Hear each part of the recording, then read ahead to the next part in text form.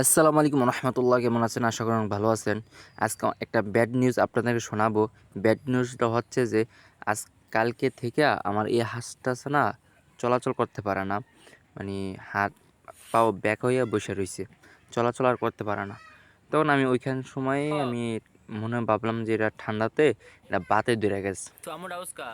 তো যেই কথায় সেই রোগটাই হয়েছে, সেটাকে হঠাৎ করে বাতে ধরে ফেলছে।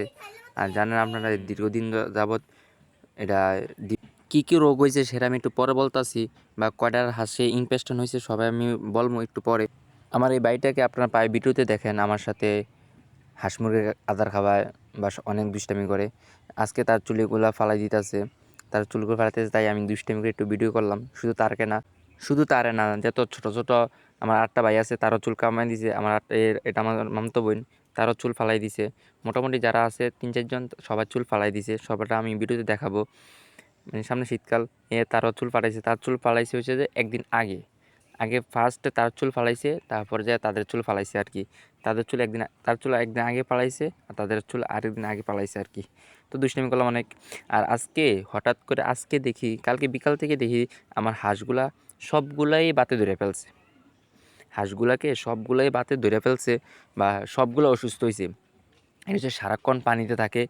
আর খাল তো আমাদের অনেকটা বড়, সবটা ঘুরে সবটা মিলে শামুক টামুক খায়, সারাক্ষণ বাইরে থাকে, সারাক্ষণ দৌড়াদৌড়ি করে। আর অতিরিক্ত ঠান্ডার কারণে তাদেরকে বাতে ধরে ফেলছে আর কি, আর চুনা চুনা পায়খানা করে। তো আমি আজকে আবার ওষুধ আইনা ট্রিটমেন্ট করে দিছি। দেখি ভালো হলে আপনাদেরকে রিভিউ দেবো, আর যদি না হয় কী করবো আর।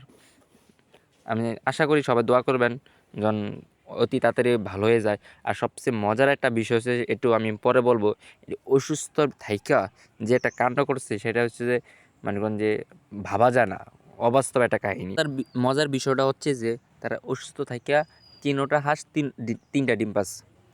এনে দেখতে পাচ্ছেন অসুস্থ থাইকা তিনোটা হাঁস তিনোটা ডিম পাচ্ছে। এটা কেমনে বুঝবেন?